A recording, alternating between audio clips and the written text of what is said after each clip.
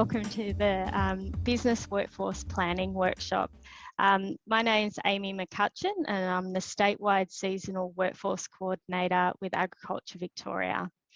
Agriculture Victoria has been listening to industry and we have coordinators across the key Victorian regions working closely with industry and stakeholders over the last 10 months.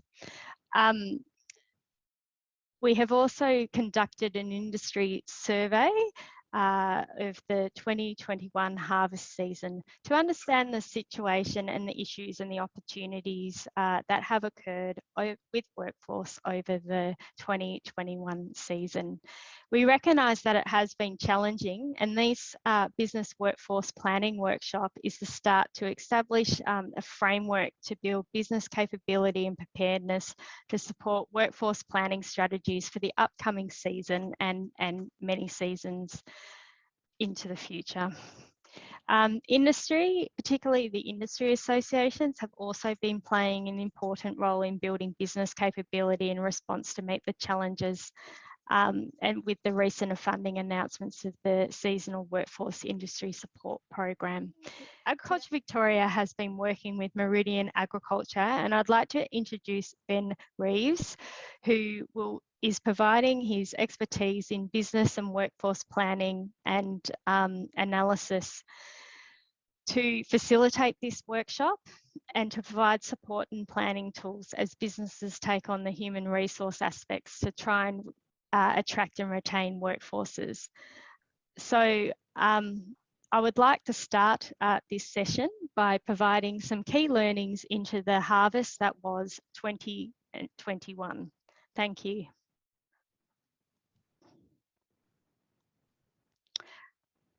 Okay, so the harvest review that was undertaken involved a survey of 60 growers from across the key Victorian horticultural regions, and the survey was made up of phone calls and surveys.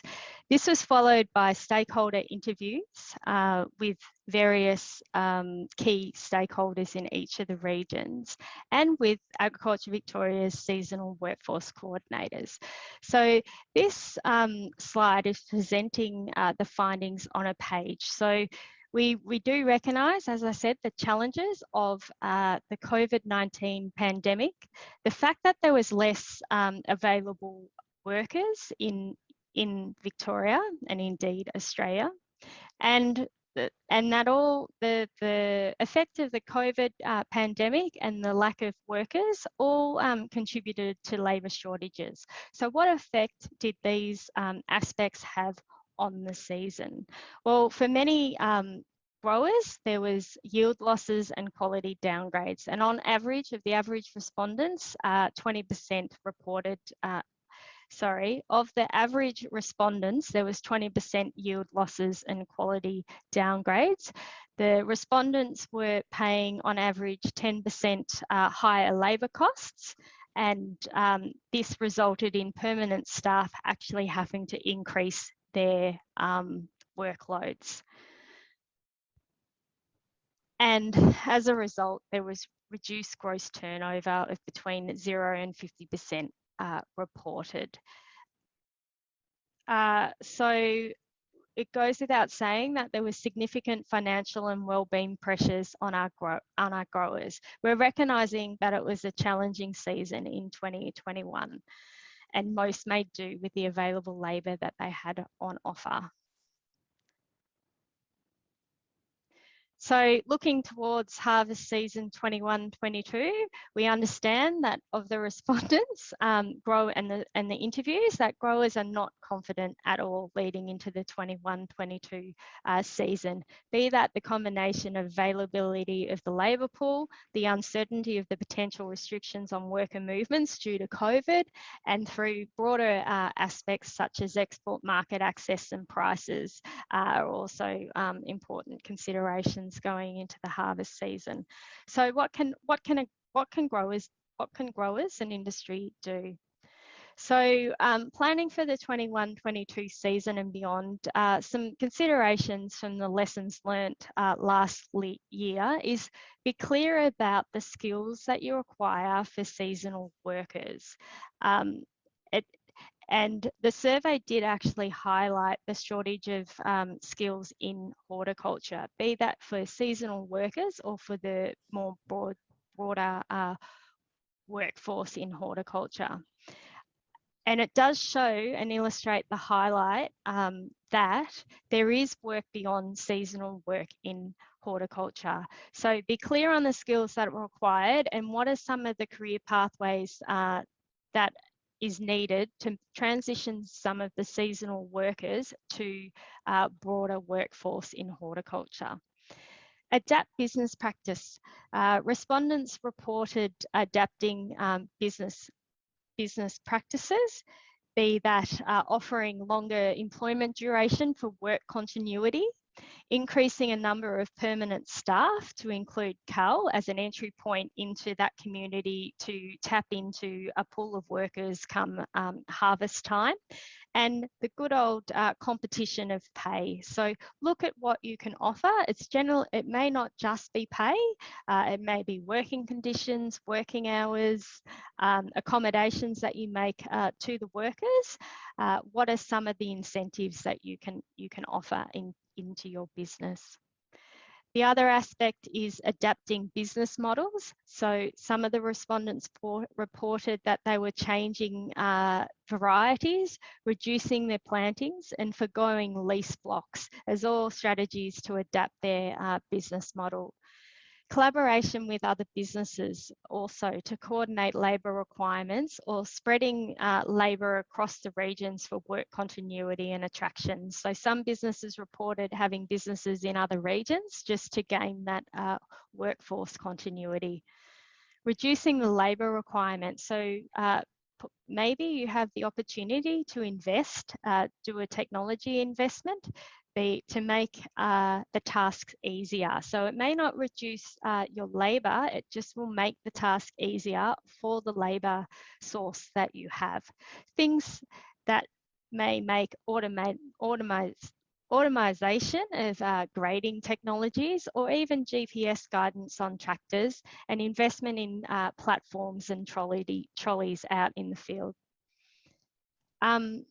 And the last one's accommodating worker needs. Can you offer more flexible working arrangements? Can you offer facilities such as the provision of portable toilets, construction of accommodation or new lunch room facilities? Some of the examples that were cited.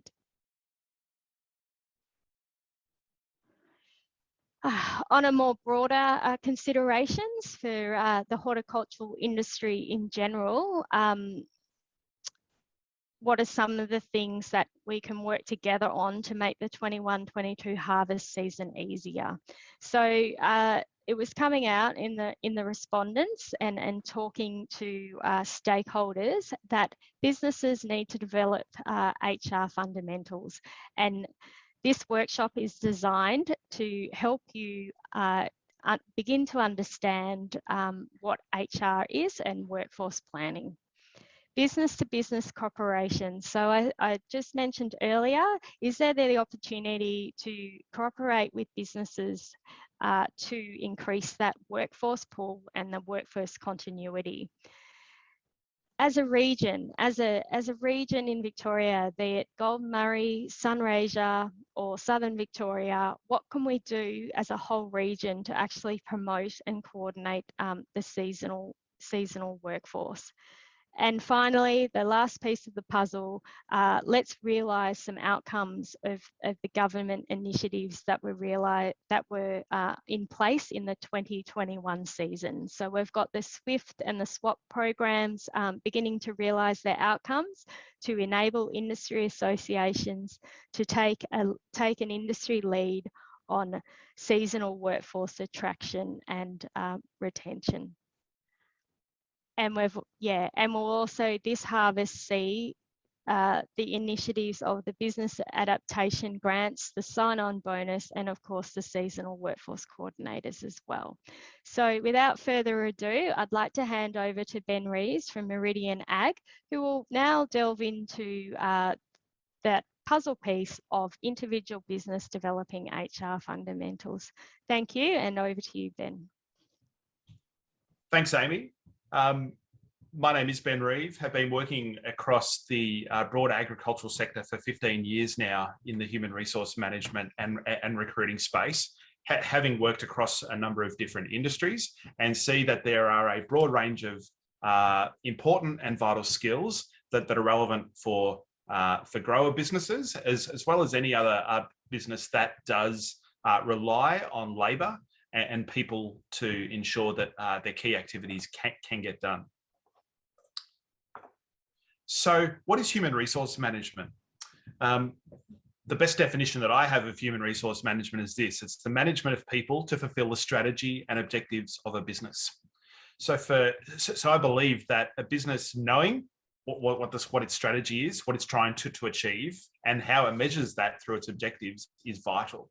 And then the people, the human resources, actually help fulfill that strategy. The practicalities and the operations of human resource management are quite varied, but I find can be brought down into two key areas. They are the quantifiable areas, which I call the black and white areas, things like your policies, your procedures, employment documentation such as position descriptions or employment contracts, as well as understanding what the industrial relations laws are in terms of what minimum pay rates are, requirements for breaks, etc. Things that are really black and white, really quantifiable.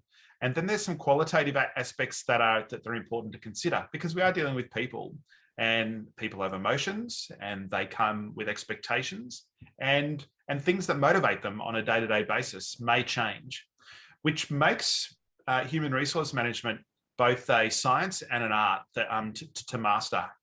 And appreciate that this takes time and energy to learn and to be able to pick up the key areas relating to human resource management. As a business, Meridian Agriculture sees that there are three key areas of any business. They are, first of all, the financial areas and considering the financial health of a business. Then there's the physical aspects, and that in the grower's case will be the trees, the soil, the fruit themselves, the fruit or vegetables themselves, access to land or water. And then there's the human aspect, which in this case, as well as many smaller businesses, relates to families, employees, or external contractors as well.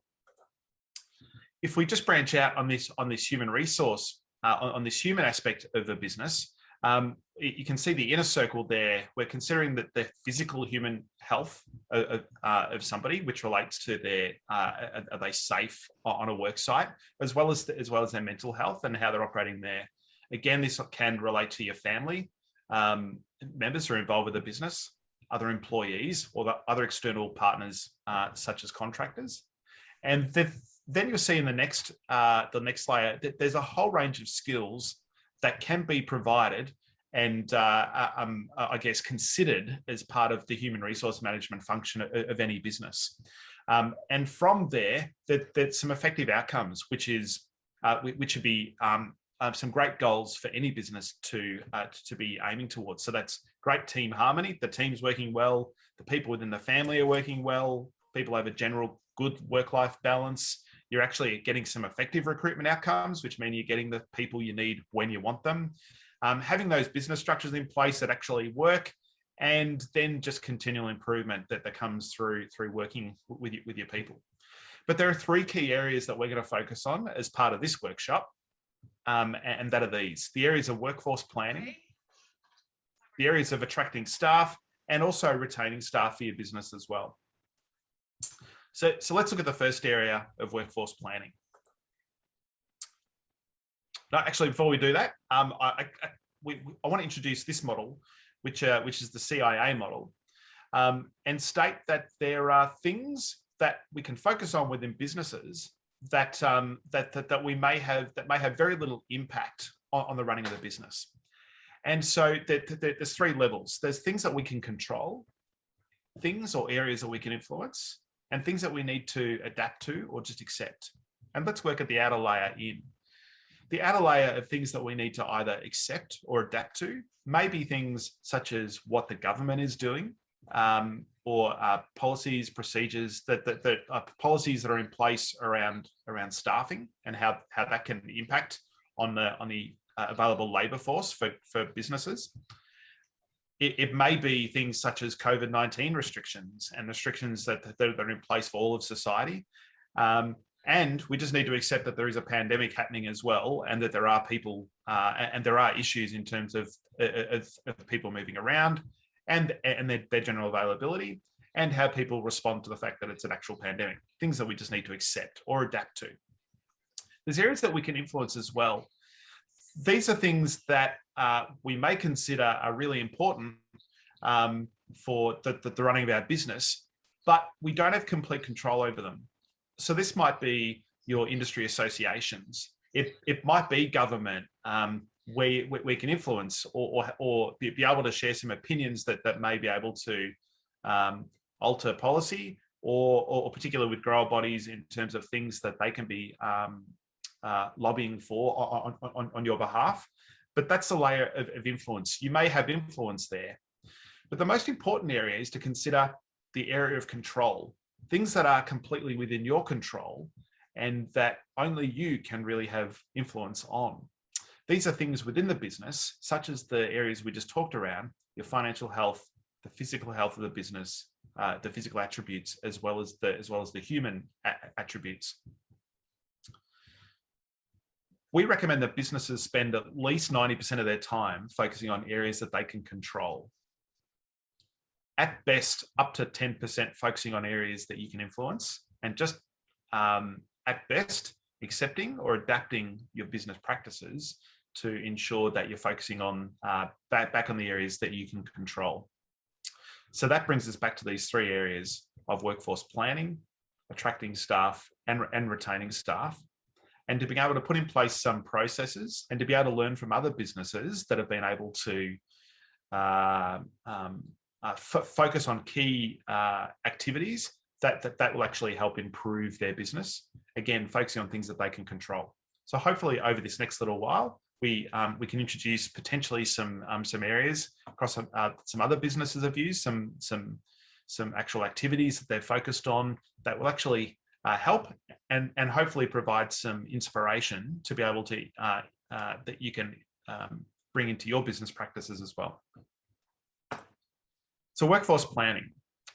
Workforce planning is about having the right people with the right skills at the right time. So that's knowing exactly what you'll need, roughly when you'll need them, and knowing how you're going to get them. These are areas of planning, things that to be considered before you need staff. So when's the right time to plan? The answer is always now. So through the surveys conducted that Aimee mentioned earlier, let's hear about some of the things that growers are actually doing. So some growers are moving casual employees that are fantastic, that really fit the business well, moving those people over into permanent roles where possible. Others have been giving those casuals a solid block of work that might be 3 months or more, just to provide that stability for both parties. Some growers have altered their production practices, so to reduce their crop load, or have done some pruning, so just to make sure that the produce is actually easier to pick.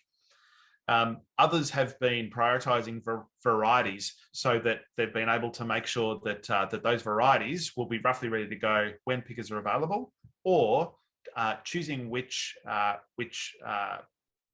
fruit or vegetables to pick based on a picker's availability.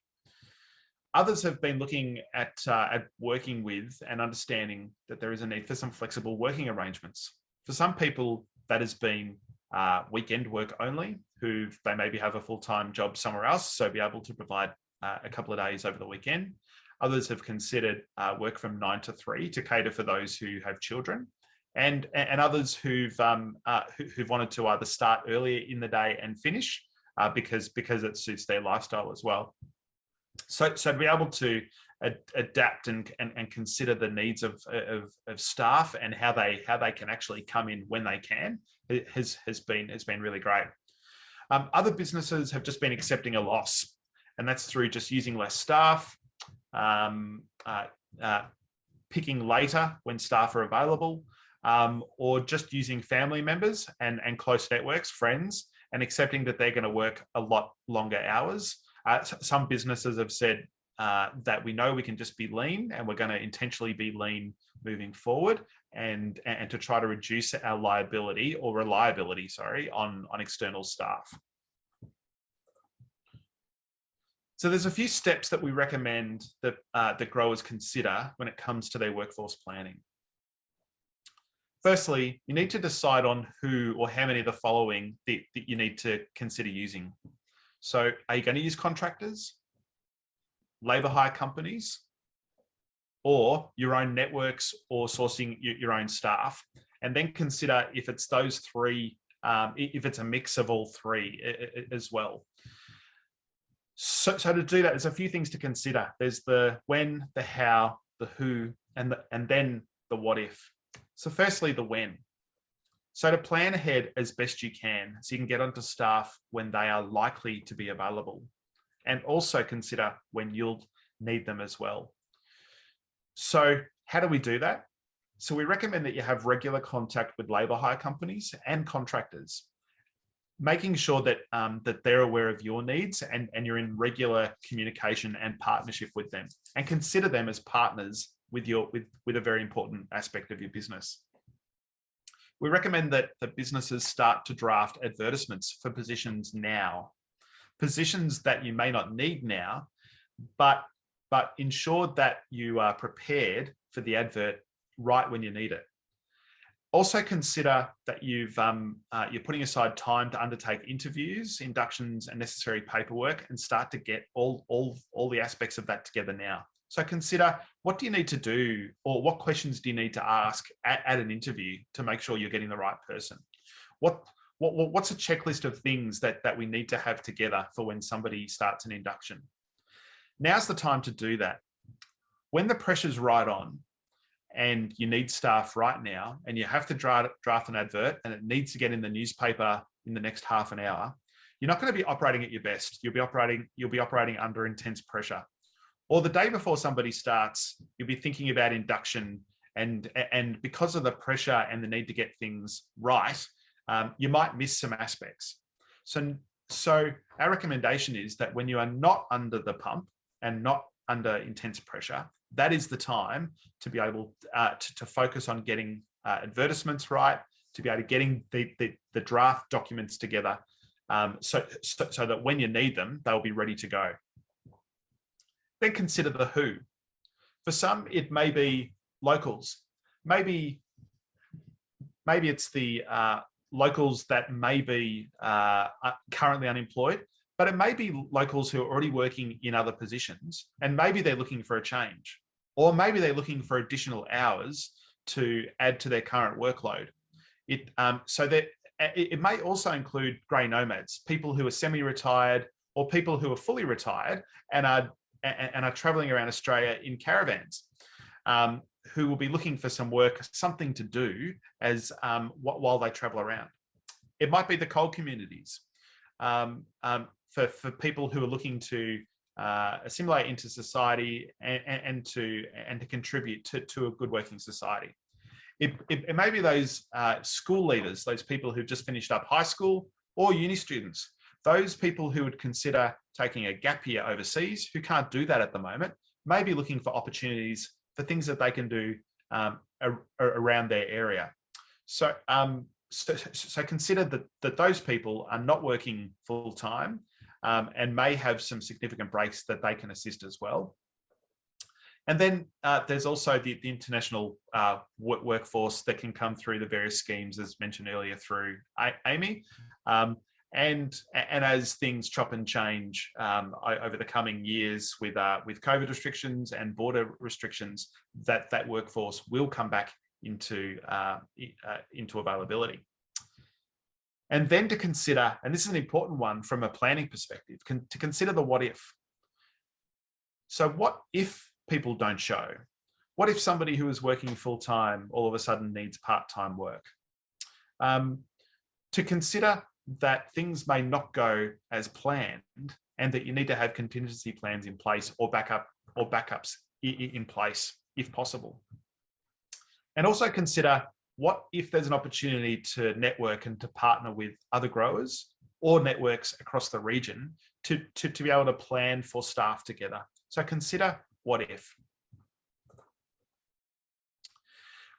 We also recommend, as part of workforce planning, and to just go into a little bit more detail about this, that whether the roles are permanent, whether they're part-time, or whether they're for casual staff, that the following documentations are really, really important. Position descriptions. Position descriptions outline what duties an employee is to fulfill. It can also start to help provide some clarity for what that person is being judged on, or their performance is being judged on. So if there is a performance management related issue, you can have a document to refer back to be able to say, here was the expectation that you're going to meet A, B, C, and you've been meeting A, but not B and C. So let's talk through that. So having something clear in writing is really vital for both parties. A list of person specifications. This is the list of the skills, the experiences, or the qualifications or tickets that you need people to have before they come into a job. Person specifications actually help you outline what's essential and the skills and experiences, etc., that people need to have, but also the things that are desirable as well that you'd like in an employee. This is useful when it comes to advertising a role, to make sure you list the important things, but also important to be able to use this for when you're formulating interview questions as well. Employment contracts outline the conditions of employment. So how much somebody's getting paid, what their hours of employment are going to be, and also links in with expectations you have that are listed within the position description. It's again a document of clarification for both parties and should work both ways. Having a set of interview questions is really important. Again, as mentioned earlier, to be able to go into an interview, in my experience, it's often the interviewer who is more nervous than the interviewee, because the interviewer needs to make sure they get the right person for their business. So being able to have a list of set questions means that you can ask the question and then sincerely listen to the answer that the interviewee is giving you, rather than sitting there considering what the next question needs to be, and hence you're not really listening to what the interviewee is giving you as feedback. So some set interview questions gives you that guidance to make sure you're hitting on all the right areas, but also takes the pressure off you so that you can just you can listen to make sure you're making the right decision on an employee. Again, the same thing for reference checking. We highly recommend that before any employee is brought onto your business, that there are some referees conducted. And the questions are important. Often you may be at the point of almost offering this person a job within your business, but we recommend that the reference check is not about asking, is this person a good bloke? Are they the right sort of person? Are they just a nice person? But it's about saying, is there any issues that we need to consider in terms of managing them moving ahead? How do we get the best out of them? How do they operate well? What areas do we need to consider? So then you're going into that employment relationship, again, being permanent, part-time or casual, with an open understanding of sort of where that person is and what skills that they can bring and how you need to work with them. Clear induction processes. Again, this is a checklist of things that you need to cover off on to make sure that a person can get up to the most efficient level of operation as quickly as possible. So that's letting them know where the toilets are, who to talk to if there's particular issues, OH&S related matters, introduction to how to use equipment around the business so that they operate that efficiently, who they need to get time records into, who pays them, any issues relating to those sort of matters. It may also include buddying them up with somebody as well, and making sure that they're introduced to key staff around the business. Again, a checklist is a really useful process for this, to make sure you cover off on all areas. And again, you might not get to all areas across the first session, but that might be spread out potentially over a number of days. I'd also recommend a farm map is really important. If we're asking people to go to a particular block, it's great to be able to give them that information, an idea about where potential pipelines are, or areas where you don't want them to go to across the farm as well. And the last area here is to consider contracts or agreements with labour hire companies and contractors as well, to make sure that there's clear expectations that the expectations you have of them as a service provider for your business, but also provide some security for them to know that they should be working with you, that you are dedicated to partnering with them. And I can tell you, from somebody who's worked in recruitment for some significant period of time, there is a desire to partner with businesses rather than just to call me when needed, but to actually be there to consider the needs, so that we can start considering the needs for your business over a period of time as well. So hopefully that's useful for you as well as for the business. So again, getting these documents together early is a really important step, because pulling them together on the fly, you may miss things and you'll be under the pressure, or you may just skip them completely. So we recommend you get these together early to get prepared. The next area we're going to talk about is attracting staff. So the next area to consider is attracting staff. And this is about making sure that you're attracting the right people with the right skills or attitude for your business and the culture of the team you're working in. It's about also communicating the expectations that you have of the role really well to the person, so it's clear for them. And it's also to consider that we need to reward them appropriately. So as part of attracting staff, we need to make sure that the reward is there for the effort that they know they're going to need to put in. So what are growers doing? Here's what we've heard that growers are doing. So first of all, it's as mentioned earlier, it's about providing that continuity of work. So that may be moving people from casual or casual roles into either part-time or permanent full-time roles. And then making sure that you're paying adequate wages. So that the rule of thumb always with wages is that it needs to be fair for the work that's put in. We understand that there's high competition around wages, and we'll talk around that a little bit later in this workshop. But but we want to make sure that you're paying adequate wages that ensure the business is sustainable as well. The next thing is providing good quality and/or free accommodation on farm, or assistance to be able to help provide accommodation. To put it simply, if people can't find a place to stay, then they can't work for you in that area. And people will move to be able to find somewhere where they can put a roof over their heads, whatever that looks like. So to put some effort into and understanding what's available for workers is a great thing to do.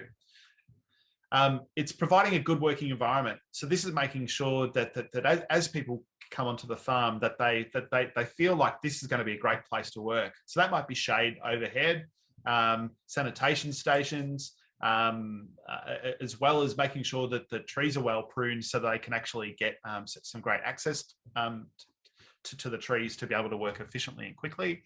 And then to make sure that any equipment or any structured work programs you have, I aim towards making it as easy as possible for an employee to be able to do their jobs. Also to consider the available industry and government programs that are available to you as a grower, which again opens up opportunities for staff to come onto your farm, again to make it easier. And then I again refer to this area of making it easier. That is providing transportation to get people from in town out to the farm, if possible, or getting them into town for shopping or just around the farm generally. The easier we can make it for people to get around, to be able to get to your workplace, to be able to be as efficient as possible, the better it is for your business. And then we know that people want to be able to find a safe workplace. And again, this is both COVID safe to make sure that we're abiding by the appropriate protocols, as well as being able to make sure that from an occupational health and safety perspective, that the farm is safe, that people's lives aren't in danger, and they feel there's been some consideration put in to make sure that the work they are going to be doing or working on this farm is going to be valued. When it comes to attracting staff, it really is it really is an activity in marketing and promotion. It's about saying, what is my business about, and what am I promoting? What am I putting forward here? And the challenge here is, as outlined within this diagram, is that as a business, we may see the business as a clear 6, but from an employee's perspective, it may be a clear 9. That doesn't necessarily mean that either is wrong. It's just that the perspective is wrong. Yet it's important to understand that every potential employee that you have will have expectations of you and your business. And I want to introduce a model to you called the expectation gap. This model is actually used in the marketing space, and to consider that when somebody buys a product or a service, they have an expectation, which is this dotted line across the top here. So consider when you bought a car last. Your expectation might be that it'll be smooth on the road, and all the marketing messages around it are that it's exceptionally fuel efficient, and that the bright red car will not fade in color. And the expectation over time might be, the reality over time might not meet up to the reality. That might be that, the red fainted, the car's a bit jolty, it doesn't travel well on the road, the suspension's not that great. So your expectation hasn't been met. As a result, you'll have what's called an expectation gap. And what you do with that expectation gap is interesting when you buy a product. So if after a couple of months, this car isn't operating efficiently, it's nowhere near as great on fuel as what the marketing messages have said, you may do something about that by actually taking the car back or complaining about it. It may be the same as you're getting a service as well. If you get let's say you go to the dentist as an example, the expectation might be to get a filling in a tooth that's aching, but the reality is that it may not take, and the pain may be there. And so there is a point of frustration that you may have when it comes to that experience that you've had as well. I want to alter this model a little bit and just say that there is an employer performance expectation, that everybody who works for you has expectations of what their experience is going to be within the business, and how you are going to operate. And part of this comes from a couple of things. This may be in the advert that you set.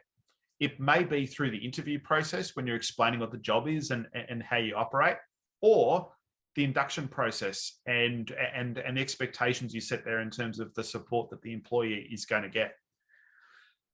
Now, if any of those things do not meet the expectation of the employee, we come up again with an expectation gap.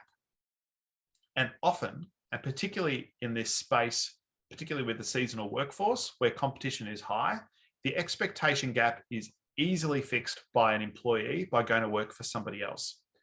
So it's important to consider and make sure that the expectations that you set are realistic, and also that if there are any issues, as they come up naturally, that you're addressing them as soon as possible. Again, to limit this expectation gap and hence be able to help you attract and retain the staff that you need to both attract and retain.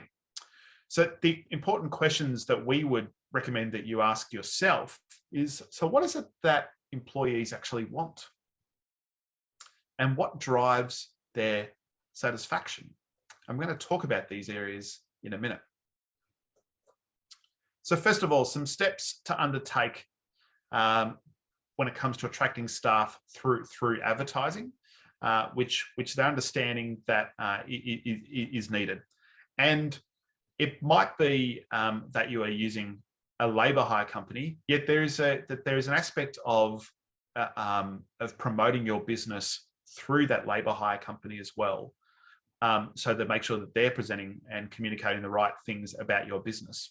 You may be doing that through social media, through local notice boards, through newspapers, newsletters, and your networks as well. Again, you are communicating a message at all points, and it's important to consider what those messages might be. So the point of this exercise, I went online and I joined a couple of Facebook groups for seasonal work, fruit picking seasonal work, and I picked up a couple of advertisements that I thought were really interesting. I've tried to take the names off these where I can, and I think we've done that. But also I'm going to give you some examples of adverts that are fine, but I'm going to point out some flaws in them, but also some adverts that I think are fantastic. Sorry, before we do that, so there's some key things to consider. Make sure you're always asking, so what's in it for me? That as an employer, and if you think back to that model, that 6 and that 9 diagram I showed earlier, that often we can see what's in it for us as employers. I need to get the fruit off. I need to get it off in this time. I need X amount of people in order to help do this. But consider what's in it for the employee, because that's what they're considering. Unfortunately, employees do not always consider what's important for the employer, but they're considering what's in it for them. So consider that. To do that, understand what's your unique selling point. What makes your business different? What makes you stand out above other businesses? Why would people want to work for you rather than the grower next door or down the road? Again, we recommend to be honest, but to promote the positives of the business, to be able to make sure that as you are, we understand that the work can be hard, that it can be has to be undertaken in hot conditions, but there will be positives that you can emphasize around working as part of a team, great rewards, great challenge, and other things that we will touch on in a minute. And also to consider that this is competitive. So if you're going to put an advert in, make sure that you do take the time to be able to put the words together carefully in a format that's really going to work for you, and to be able to make sure you're attracting the right people as well. So treat this process seriously. So let's look at a couple of examples. So these examples here were interesting, and they outline everything that an employer will want you to know. First of all, it's a citrus farm. There's tractor work. Here's the pay rate. You will receive pay slips. There will be work for 5 to 7 days. We do want to have some previous experience. It'll count towards your visa. But there's a few things here that really communicate that the employer is thinking about themselves rather than the potential employee. So that is the work that's required. So the work will be 5 to 7 days, but it depends on the farm situation. It doesn't depend on your situation. You must be prepared to have your own high-vis clothing and work boots. So they're not providing that. It's a matter of you must have this. And we will give preference to people who have a car. So it's about the business and what we can do, and that we will assign people in order of arrival here, things to suit us, not to suit you. Again, it just communicates that this is about us. So please contact us, but only text us. Which might rule out a number of those potential grey nomads who research has shown that they are very comfortable picking up the phone and having a discussion rather than texting, because it's just been the nature of communications as they've used over time. So this may limit the type of people that actually contact them, because again, it is about the employer. Secondly, this ad here, although it's paying slightly less, they outline the conditions here. But the big thing here that they've actually emphasized by putting some exclamation marks around is that, you know, you need to give us at least 2 weeks notice if you're going to resign, which means it's all about the employer. And if I'm somebody transient, happy to travel around, then for me, I may consider, do I really want to be locked in for 2 weeks here? What if I don't like it? Do I have to give 2 weeks notice? Is that appropriate? So again, these are messages for the employer. Obviously, they've had some terrible experiences in the past, understand that. But this doesn't communicate what's in it for me as the employee. Now I want to give you some examples that I think are really great, and some great tips to pick up on, to consider when putting together an advert. I want to go to the one on the right here, which has the business name in it. Again, they've actually used some imagery to be able to get our attention first and foremost. And there's some stuff here around the role and what you'll be doing. It is minimal, but they've said, look, you're going to be based only 20 minutes north of Gympie, and you have an opportunity to explore Fraser Island, Noosa Hervey Bay, all within an hour's drive of the farm. So it's actually communicating that when you're not working, there will be an aspect of being able to have a reasonable work-life balance and to be able to enjoy the area while you're there. So they're communicating the farm, absolutely. But the key point that they're attracting people on is the basis that they can actually do things outside of work within the area, and really drawing on that. So again, that's really communicating the what's in it for me. And this job on the ad is my absolute favorite, because it starts off by saying about us, and it says we've got a great group of managers. And that's really what they say about us, because the rest of it is about we're going to train you, we're going to give you opportunities to grow your skills across a number of different areas around machinery, tractor operations, forklift operations. We've got a great team of bus drivers, but again, it's about you, getting you to and from the farm. You know, so again, it's all about the employee experience. There's a few things here that they want. Yes, some basic communication skills. Here's a list of the fundamental things that you'll be working on: harvesting, packing, planting, and a little bit of work in the warehouse as well. But then there's the longer list of benefits. So again, it's the shuttle bus to and from your home. We're actually going to pay you to undertake training, and there's going to be tractor operations, which is a really attractive area. And so then they talk about there's the prospects there for promotion across the industry further. So again, it's not about them, it's about you. And they're trying to say, so what's in it for you? So I think this is a fantastic advertisement that outlines, here's the key things that we're going to be providing. So there's some examples. So consider, what's your unique selling point? What are the things that you can offer to an employee as they come into your business in seasonal work or right through to a permanent role? So there's a few things we need to consider about people, though, as they are considering the things that they want within a next position that they take on, even be it a seasonal role. That there are some key things that people consider. And to do that, I want to introduce you to a model by a psychologist who could come up with this model. His name is Maslow, and he came up with what's called Maslow's hierarchy of needs.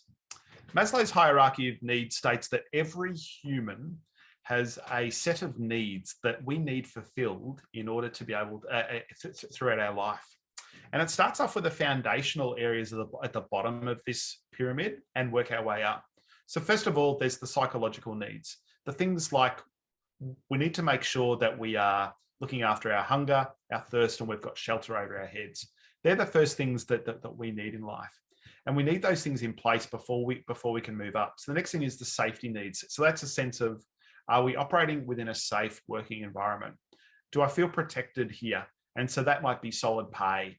I know I'm getting paid every week, every fortnight, whatever that is. The next things that, once we've got those things in place, the next thing that the people look for in life are things of these social needs. So that's a sense of engagement, community, belonging, a sense of love or being loved. And once we've got that, we can move up to things around our esteem. So important things around, am I getting recognition for the work I'm doing? Am I getting a sense of status? This is where job titles become important for people as well. And from there, there's what Maslow terms the self-actualization needs. So these is our level of being fulfilled with life, understanding our complete purpose as well. Maslow feels, and his comment is, that we struggle to get to these levels as in our life anyway. Now, as we're talking to different employees, they will be sitting at different levels of need. And to put this into consideration for how it works within the human resource management space, let's look at an example for what that might look like for an employee. So first of all, that's accommodation. Again, as I said earlier, if there's no accommodation available for them, people will move on to another area. So that's the first thing. Can we provide accommodation, or can we help us? Can we give them some assistance in order to be able to get that sorted? From there, to be able to make sure that they've got fair pay, that the OH&S aspects of a business are covered, and that things like COVID-19 are being considered, and that they feel protected, and an environment where the exposure to that virus is limited.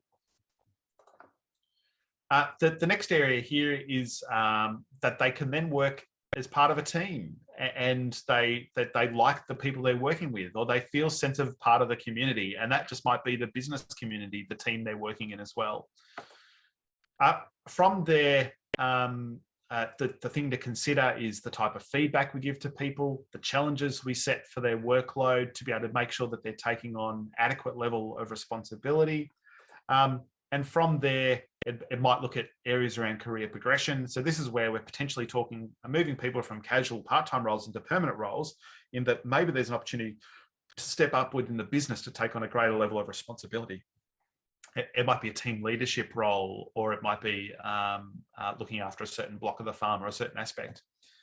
And from there, to be able to make sure that, to try to get people involved with the business, again, the strategy, the vision, the business, what are we here to do? And if you can get people really engaged in that aspect of that, then you'll create some loyalty for people to either stay or to come back again and again and again.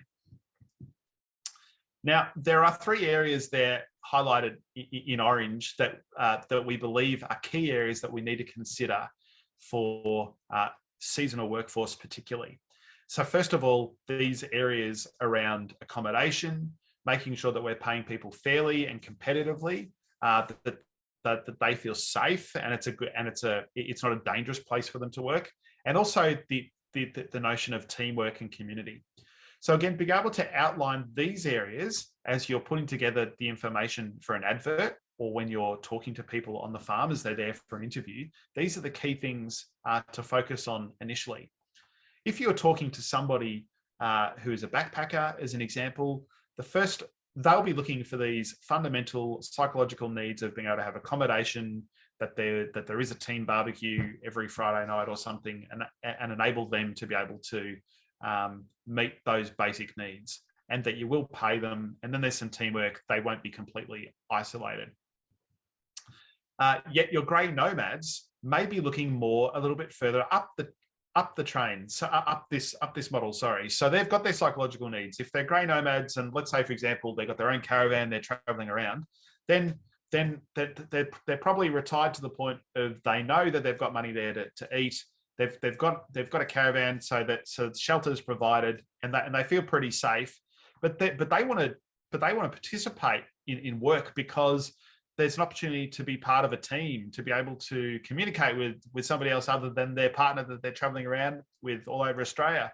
So there's an opportunity there to communicate different messages for different people. But these are the 3 key areas that we think are important to communicate as part of adverts and interview processes with people. So consider these areas as you're communicating the what's in it for me.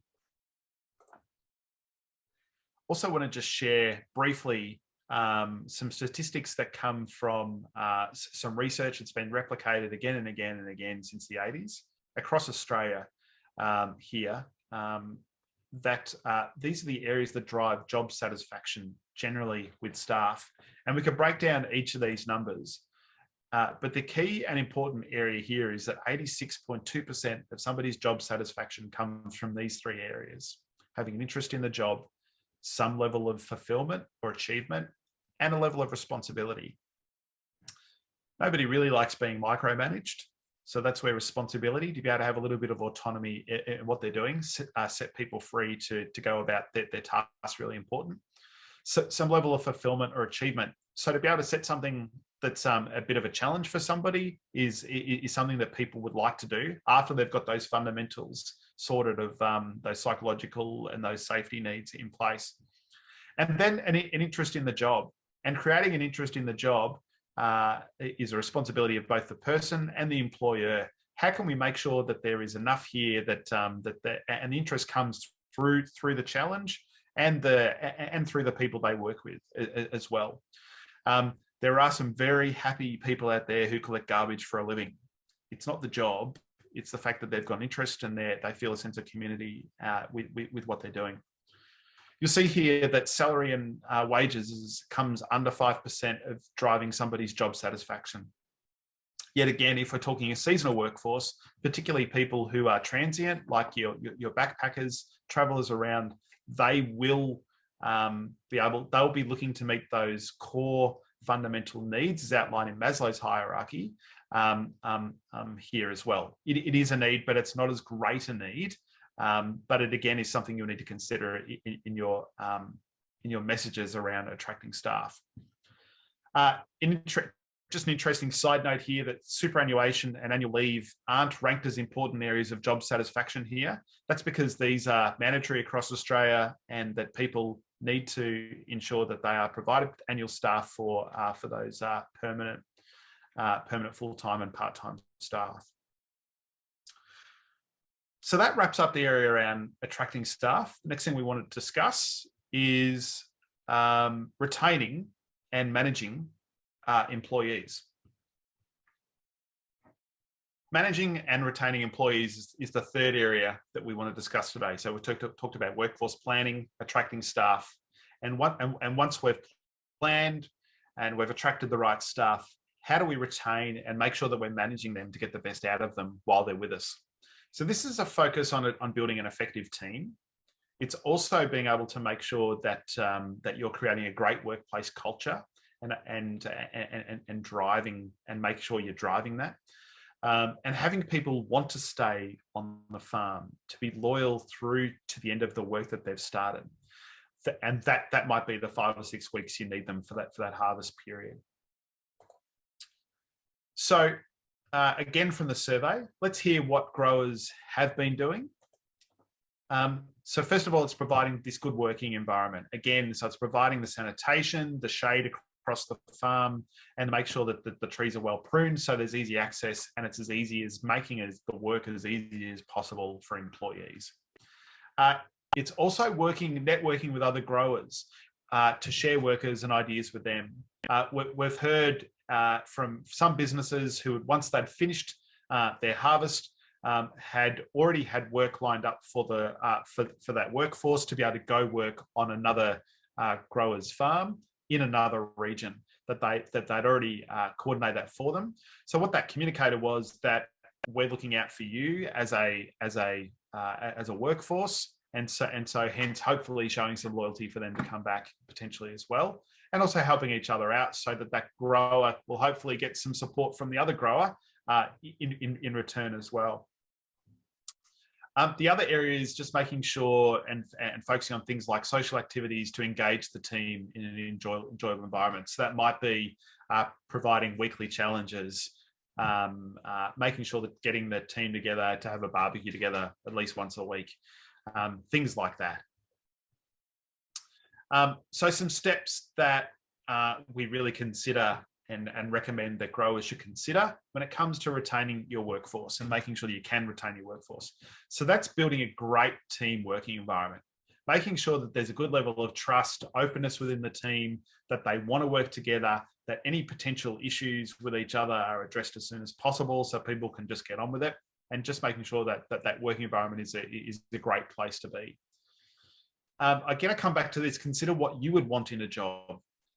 So how can I make sure if I'm walking into this business, I'm seeing that this is a place that I would want to be? And so that might be things like making sure that the equipment's good and reasonable to work with. It's not dangerous. People will come in and they'll smile at me, but the employer will actually, appreciate the fact that I'm there and helping them out as well. Consider designing variety or challenges and autonomy into an employee's work where possible. I spoke a little bit earlier about the stats of job satisfaction, that people like being able to work with a sense of autonomy, but to be able to build in some challenges. So, hey, look, last week you achieved this. How about we aim at X plus, this week, and see where we can get to, and then potentially see if you can build some variety in. So, yes, last week we worked on this fruit variety. Can we potentially put you over on this variety this week, if possible, or just giving them an opportunity to change up the work. And that might even just be shifting things around or spending a day in a pack house, potentially, if that's an opportunity. Also setting some goals and some team-related challenges. So an opportunity to challenge the team and say, all right, well, let's come up with a picker of the week. And that might be based on the quality of their work, how fast they work, tidiness around the place. And that might mean that they don't need to cook for the week, for example. It does build the team up. It gives people that sense of challenge and an opportunity to compete against their team, but it really builds that team camaraderie, which we think is really, really important. Again, ask for feedback from your employees. Ask them what's worked, what's really great, what have they enjoyed about working with you, what hasn't been so great, what could be better, what could you do better. So that brings us back into that feedback.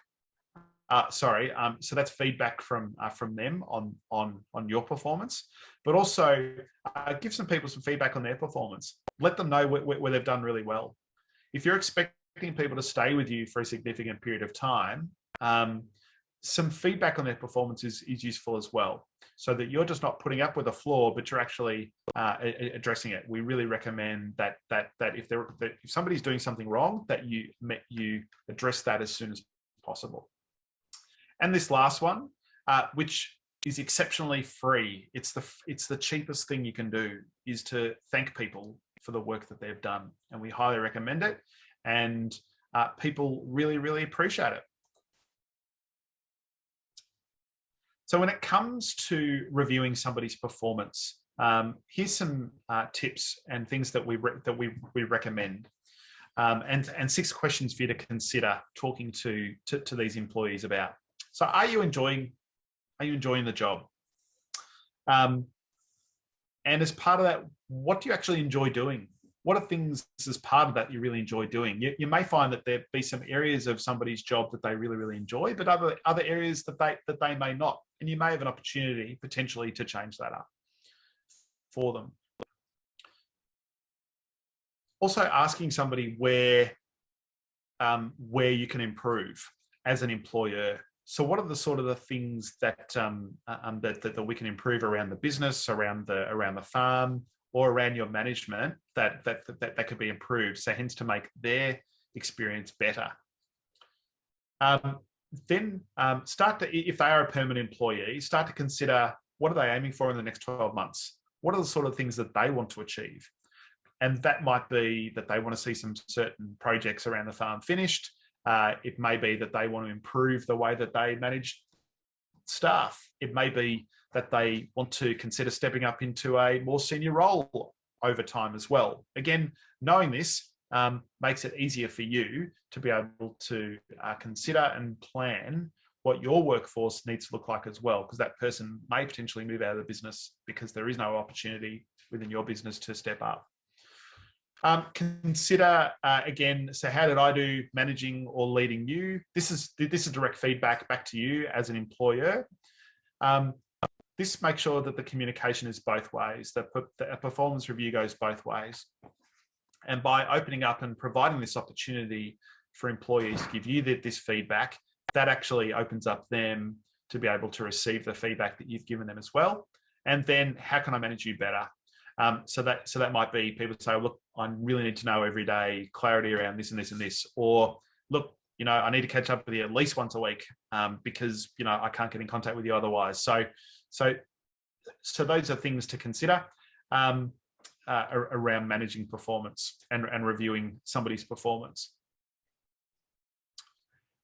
Also to consider that when that because you may be dealing with labour hire companies, or you may be dealing with contractors who will generally be managing the performance of their staff, it's important to keep the communication open with them as well and consider them as key partners with your business.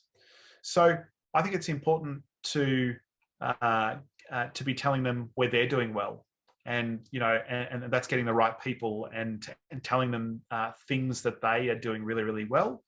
And where they're really hitting the mark with the right skill sets that they're putting forward with their people, and also areas where they can improve. And that might be areas around communication. It may be areas around just making sure that they're on top of the staff that come to your farm. And then likewise, as you've done with employees, we recommend that you open up for both labour hire companies and contractors, and ask them for feedback about how you're going. So is there anything else you need from me? Is there information I haven't given you that I should be giving you? Or what's the feedback back to me around how I can manage these workers better, the people that you're bringing onto the site? How can I help? Now, they may have nothing for you, but what it does is it creates this partnership and this open relationship where you are actually able to discuss, and as a result, they will feel that you are a lot more flexible as an employer and somebody who they would like to work with as well.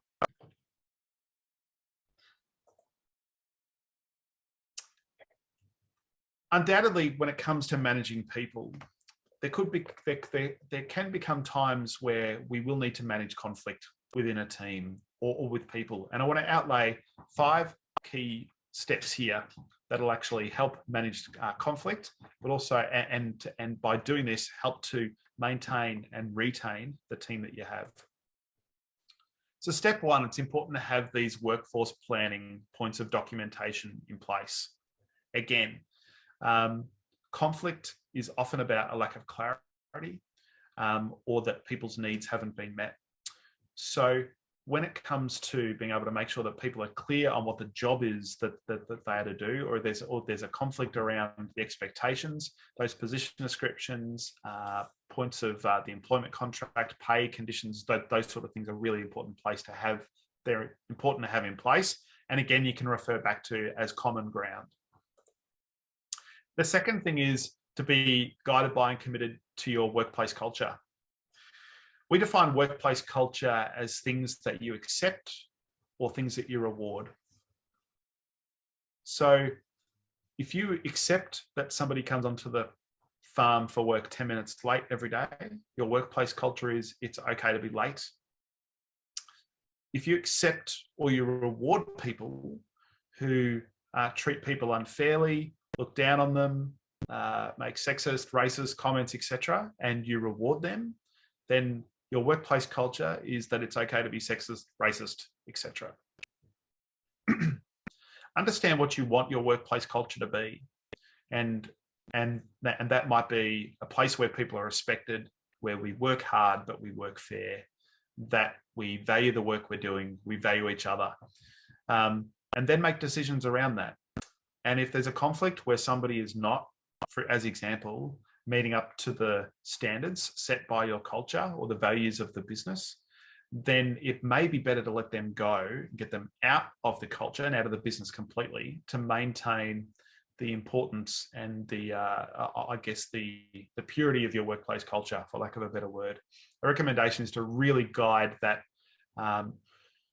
conflict and who's employed in your business by culture alone. And a lot of businesses, unfortunately, just due to the nature of this, will keep somebody on board who is potentially toxic for their culture, but is a really high performer, and you'll keep them around because they're a high performer in your business. They know your business, they bring in the most money, they do the most whatever, but they're actually toxic for the workplace culture. And as a result, you can't keep the other team members satisfied because of that person. So consider the workplace culture. Know what you will want to achieve before you go into any conflict management conversation. So what do we want to achieve?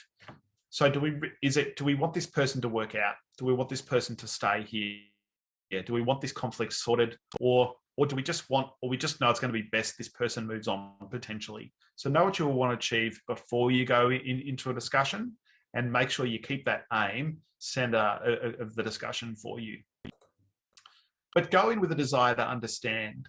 Often we go into conversations with the notion that we're here to simply communicate what we want to communicate, rather than a desire to understand. And as we've communicated earlier, the opportunity to hear from both your employees, contractors, labour hire companies around things that you're doing well or things that you need to improve, again, it just creates that relationship and creates a deeper level of loyalty and understanding. So go into any conversation with a desire to understand the other party. We'd say you have 2 ears and you have 1 mouth, and we recommend that you use them in that proportion.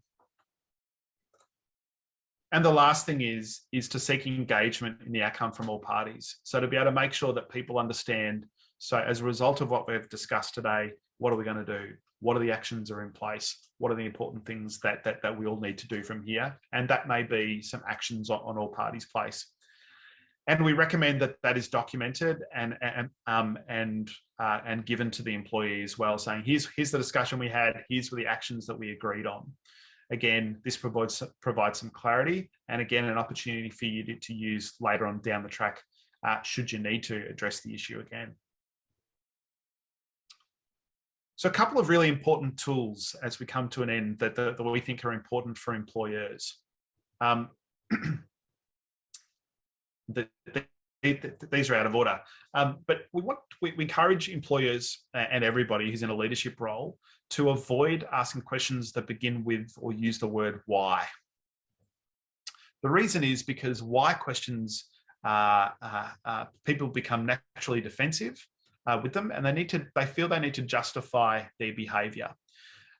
So some better examples of why questions are asking, I'm wondering if, or can help me understand how you came to that decision. Or when you did that, I felt frustrated, or I felt frustrated when you did this activity because it set me behind. So I think in the future, we should talk before you undertake that activity. So to be able to have that conversation, be able to share your thoughts and your feelings first, and then open it up for others is really important. A really important question we recommend every employer or leader, manager asks every employee is, so what do you need to make sure that the needs of employees are met, be them seasonal workers who are going to be with you for a week or 6 weeks, or people who have been working with you for however long. And this last one, again, that was discussed earlier, and again, it's free and easy to do, to say thank you, or just say, look, I appreciate your work, appreciate you, appreciate the effort you put into this task. We really recommend that. So we've talked about workforce planning, attracting staff, and retaining and managing staff, even through conflict. So there's an opportunity for you to reflect, what are you doing well, and what can you improve on? We've put together a HR checklist, which is a fundamental list of areas that address workforce planning, attracting staff, induction, and general performance management. And if you consider these things, as I just slowly flip through these, if you were to give yourself a score of 5, where 1 is, I've got no experience with doing this, or I know I do it very, very badly, through to 5, where I'm really, really good at this, I'm kicking goals in this area. Where would you rank yourself for these areas?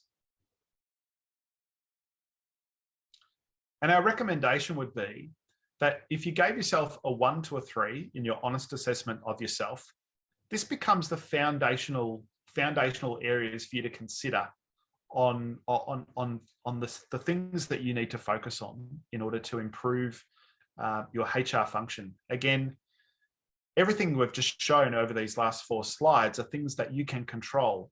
They are within your sphere of control, things that you have direct control over, and recommend that these are the areas that every business that manages people should be considering. So where to from here? As part of this program, we are offering some individual HR planning, strategic planning sessions with growers, and we are taking registrations for that on the link that will be provided to you, but it's outlined here as well. We'll also be, as part of that process, helping businesses to understand what they really want to achieve with their HR aspect of their business, with one of those 3 cogs. And that'll include taking a bit of an analysis in terms of what strengths and weaknesses, the opportunities and threats that the businesses has that it can emphasize, setting some goals and putting an action plan in place to be able to address the key areas relating to the HR function of a business moving ahead. So that concludes this workshop.